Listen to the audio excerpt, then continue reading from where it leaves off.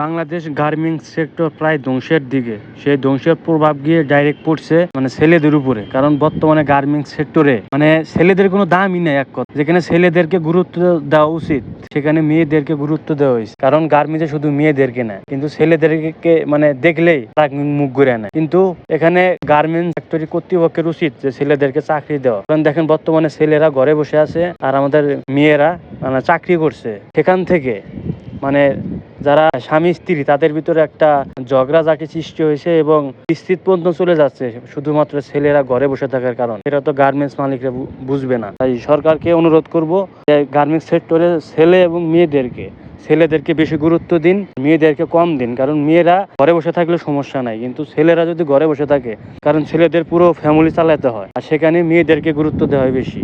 ঠিক আছে, আমি প্রায় 2 বছর ধরে ঘুরছি, কিন্তু আসলে চাকরি পাচ্ছি না। আমি প্রায় 1.5 বছর ধরে ঘুরছি গেটে গেটে, কিন্তু আমার চাকরি হচ্ছে না। কারণ ছেলেদেরকে নেয় না। আমার কাজ জানা সত্ত্বেও আমার হচ্ছে না। তো আপনাদের কি এমন? অবশ্যই কমেন্টে জানাবেন, ভিডিওটা শেয়ার করবেন, পেজটা ফলো করে দিবেন।